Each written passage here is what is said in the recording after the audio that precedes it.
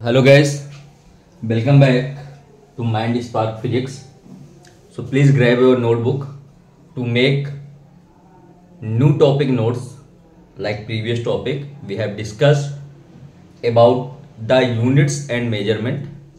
On that topic we have discussed the fundamental unit and primary units.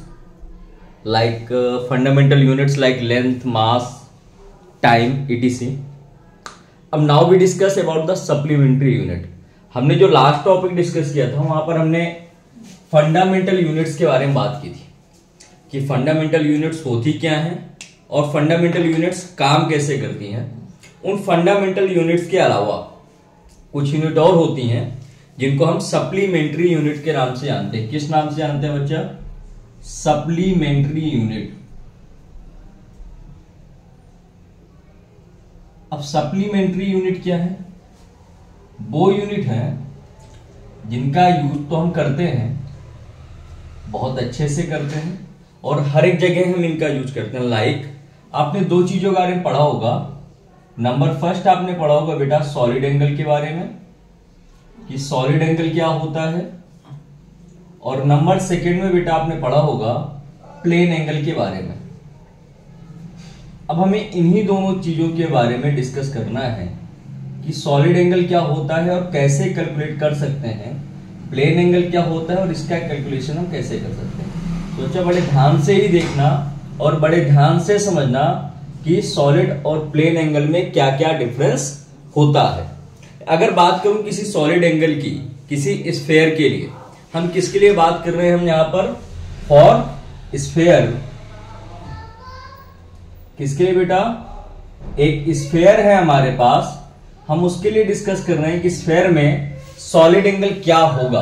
किसी भी sphere के लिए अगर मुझे सॉलिड एंगल निकालना हो तो मैं उसका अगर एरिया जानता हूं, एरिया, और स्फेयर में मुझे उसकी रेडियस भी मालूम होगी, तो एरिया अपॉन रेडियस जब भी हम करेंगे हमें एक सॉलिड एंगल मिल जाएगा. स्फेयर का एरिया बच्चा क्या होता है? 4 पाई आर स्क्वायर, और इसकी रेडियस कितनी है बेटा? आर. जैसे ही मैं आर स्क्वायर से आर को कट करूंगा तो मुझे एक वैल्यू मिल जाएगी 4 पाई आर. ये जो 4 पाई आर है ये हमारा क्या बेटा? सॉलिड एंगल है. सॉरी, रेडियस का भी हमें यहां पर स्क्वायर कर रहा है, तो that's my mistake. Area upon radius square, तो that is 4 pi solid angle. तो सॉलिड एंगल क्या हुआ हमारा? 4 पाई हुआ. किसके लिए बेटा? स्फेयर के लिए. अगर हमें प्लेन एंगल निकालना है तो प्लेन एंगल होता है आर्क. हमने कितना आर्क काटा हुआ है अपॉन रेडियस कितनी है, आर्क अपॉन रेडियस. यहां से हम क्या निकाल सकते हैं बच्चा? किसी भी चीज का प्लेन एंगल निकाल सकते हैं. क्लियर है यहां तक? क्या होता है सॉलिड एंगल और क्या होता है प्लेन एंगल. अब इन सप्लीमेंट्री यूनिट्स के बाद कुछ यूनिट ऐसी हैं जिनका हम अपनी प्रैक्टिकल लाइफ में भी यूज करते हैं. उनको हम बेटा प्रैक्टिकल यूनिट्स के नाम से जानते हैं. किस नाम से जानते हैं? उनको हम प्रैक्टिकल यूनिट के नाम से जानते हैं. तो प्रैक्टिकल यूनिट क्या क्या है? लाइक आपने किन किन चीजों को प्रैक्टिकल यूनिट के नाम से जाना है? बताओ जरा, किसको कहोगे आप? एक बार सोचो. चलो मैं बताता हूं. पहली यूनिट है बेटा एस्ट्रोनॉमिकल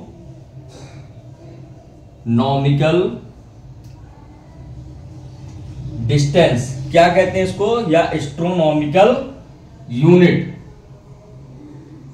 इसको हम AU से रिप्रेजेंट करते हैं.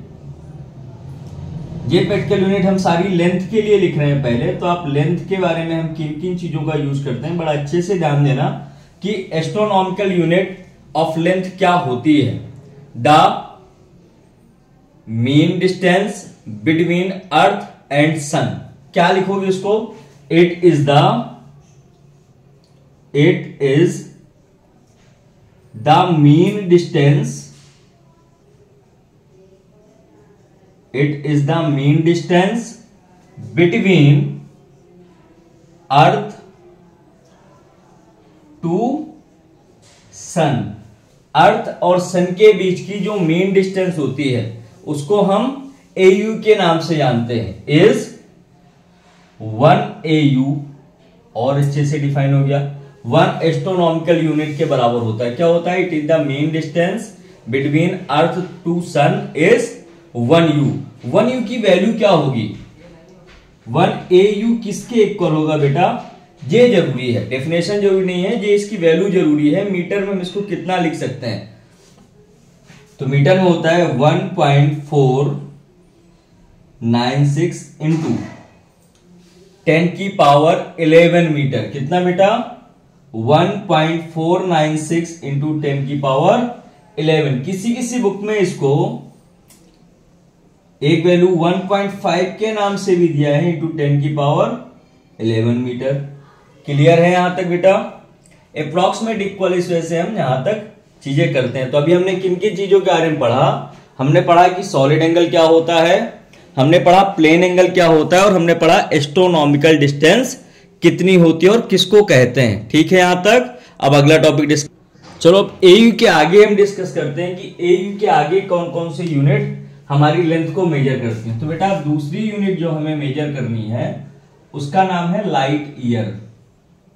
अक्सर न्यूमेरिकल में इसकी वैल्यू लोग भूल जाते हैं, और वैल्यू भूलने के बाद न्यूमेरिकल को रॉन्ग करके चले आते हैं कि 1 लाइट ईयर मीटर में होता कितना है। तो लाइट ईयर का मीन्स ही समझ में आ रहा होगा कि 1 light year is the length which travel by light in 1 year. क्या हुआ? लाइट ईयर, सिंप्लीफाई अगर करें इसको, light year is the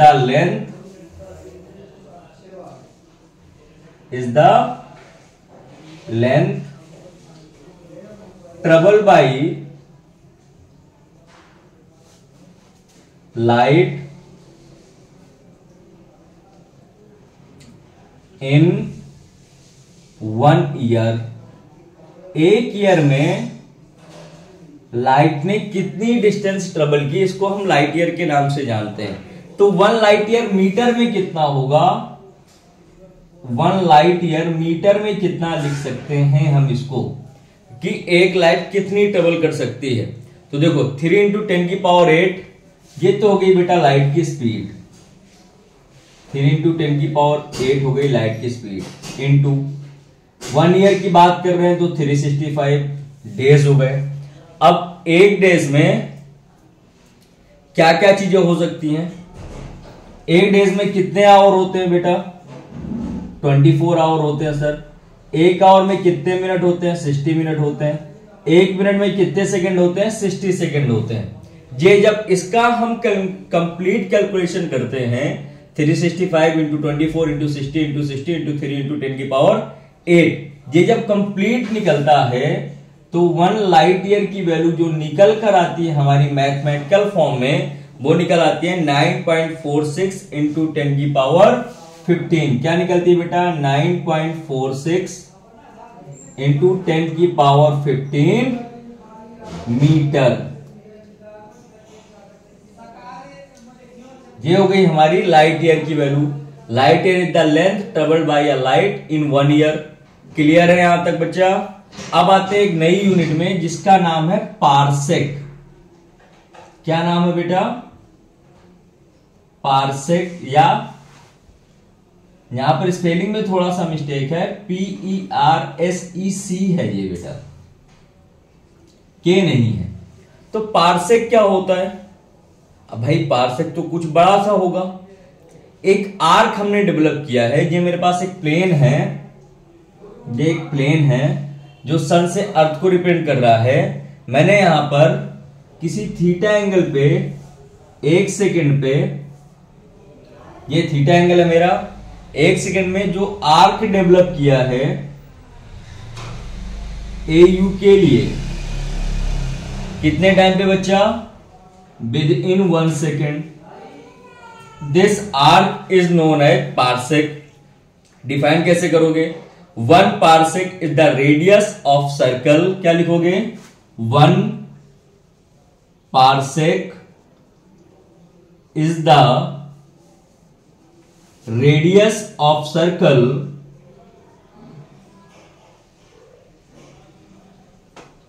1 parsec is the radius of circle at the centre, at the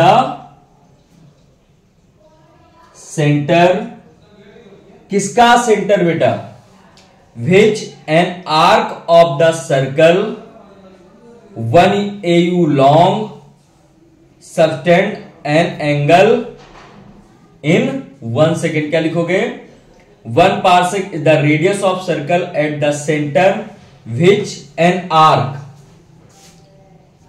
which an arc of AU, AU को मैंने पहले ही बताया था क्या है, एस्ट्रोनॉमिकल यूनिट। 1 AU लॉन्ग, मैं बार बार हटता हूं ताकि आप चीजों को अच्छे से देख सको।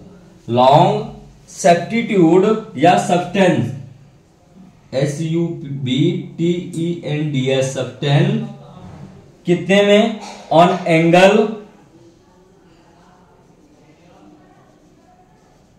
Of 1 second. यह हमारा क्या हुआ, पार्सेक हुआ। तो हमने 3 तरीके के लेंथ के मेजरमेंट की देखे जो हमारे प्रैक्टिकल में यूज होते हैं। पहला हमने क्या देखा बेटा, AU एस्ट्रोनॉमिकल यूनिट, दूसरा हमने देखा लाइट ईयर, अब तीसरा पार्सेक है। तो पार्सेक मीटर में कितना होता है और कितना हम इसको लिख सकते हैं, 1 पार्सेक किसके इक्वल होता है। अगर कहीं पर बोला गया 1 पार्सेक लेंथ है, आप इसको मीटर में कन्वर्ट करो, कितना कन्वर्ट करोगे, ये होता है 3.1 इंटू 10⁻16 मीटर। ठीक है बेटा, तो अभी तक आपने किन किन चीजों की वैल्यू याद की, आपने एस्ट्रोनॉमिकल यूनिट वैल्यू याद की जो कि 1.5 इंटू 10⁻11 है, आपने लाइट ईयर की वैल्यू याद की जो कि 9.46 इंटू 10⁻15 है, आपने पार्सेक की वैल्यू याद कर ली जो 3.1 इंटू 10⁻16 मीटर है। अब कुछ चेंजेस हैं, हमें उनके बारे में डिस्कस करना है कि कब कौन सा चेंजेस हो सकता है। ठीक है बेटा, देखते हैं अब आगे। चलो अब हम बात करते हैं बेटा सम इंपॉर्टेंट चेंजेस के बारे में, क्या क्या चेंजेस हम लेंथ के साथ कर सकते हैं और किन किन चीजों पे कर सकते हैं। पहली यूनिट जो हम लेते हैं उसका नाम है इंच। बड़े ही ध्यान से देखना इन यूनिट्स को। दूसरी लेंथ की यूनिट है हमारे पास फुट। तीसरी यूनिट है जिसको हम चेंज करना चाहते हैं उसका नाम है माइल। आपने पढ़ा है ना कि ये इतने माइल दूर है कोई चीज हमारी चीज से। चौथी यूनिट जो हम चेक कर सकते हैं वो है माइक्रोन। क्या चेंज कर सकते हैं, माइक्रोन को चेंज कर सकते हैं बेटा। और हम क्या चेंज कर सकते हैं, पांचवी यूनिट में हम क्या चेक कर सकते हैं, नैनोमीटर। कि नैनोमीटर को कैसे चेंज कर सकते हैं मीटर में। 6 नंबर पे देखते हैं, 6 नंबर पर है हमारे पास एंगस्ट्रॉन। एंगस्ट्रॉन को हम चेंज कर सकते हैं। और क्या कर सकते हैं, नंबर 7 पे हम किसको चेंज कर सकते हैं, देखो बड़े ध्यान से देखना बेटा। नंबर 7 पे एक लेंथ का यूनिट होता है फर्मी भी, इसको हम चेंज कर सकते हैं। तो इन यूनिट्स को बड़े अच्छे से देखो, इन यूनिट्स पे हमें चेंजेस बताने हैं कि कितने मीटर कौन सी चीज होती है। ठीक है, अब 1 इंच कितने मीटर के इक्वल होता है, 1 इंच कितने मीटर के इक्वल हो सकता है। तो ये 1 इंच जो होता है बेटा वो होता है 0.0254 मीटर। कितना, 0.0254 मीटर। 1 फुट कितने मीटर के इक्वल होता है, तो 1 फुट 1 यार्ड के इक्वल होता है। पहली चीज तो ये याद रखो, 1 फुट कितने इक्वल होता है, 1 यार्ड के इक्वल होता है। 1 यार्ड कितने मीटर के इक्वल होता है, तो 1 यार्ड होता है 0.9144 मीटर। कितना बेटा, 0.9144 मीटर के इक्वल होता है। 1 माइल कितना होता है, 1 माइल को कैसे कन्वर्ट करोगे, ये होता है 1.609 इंटू 10⁻³ मीटर। कितना, 1.609 इंटू 10⁻³ मीटर। माइक्रोन। 1 माइक्रोन कितने मीटर के इक्वल होगा? 1 माइक्रोन लिखते कैसे हैं इसको? 1 माइक्रोन 10⁻⁻6 मीटर के इक्वल होता है। 1 नैनोमीटर कितने के इक्वल होता है? 1 नैनोमीटर कैसे लिखोगे? 1 nm लिखा होगा तुम्हारे न्यूमेरिकल में। किसके इक्वल होता है? ये होता है 10⁻⁹ मीटर के इक्वल सर।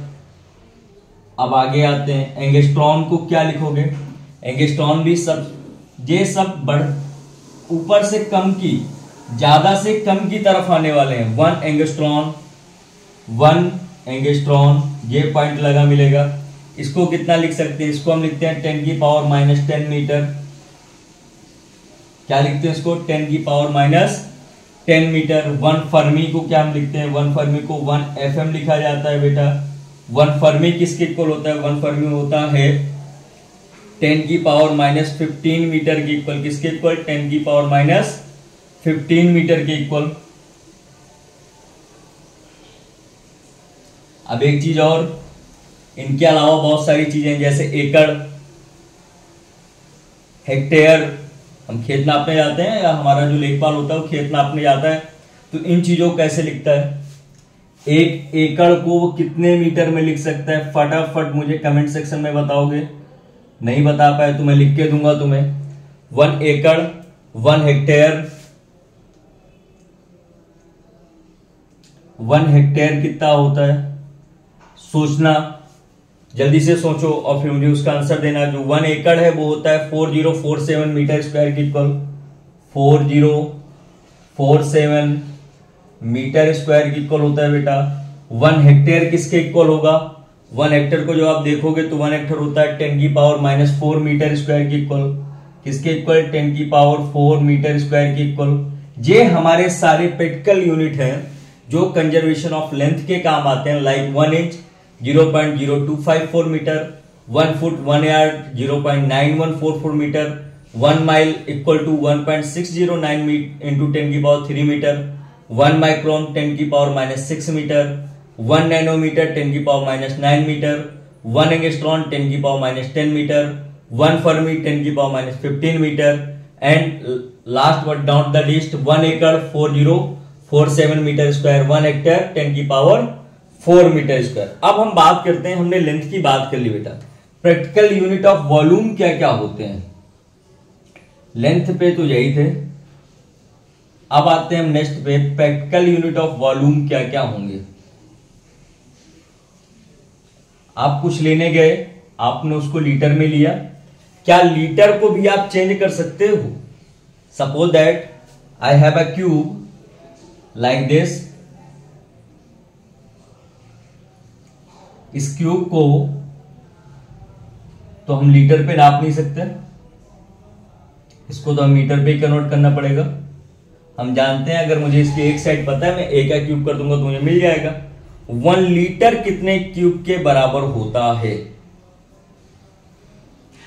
सोचो, इसकी एक साइड ये 0.1 मीटर है,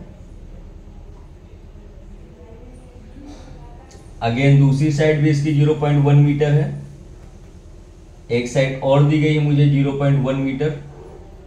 अब मुझसे 1 लीटर पूछा है। 1 लीटर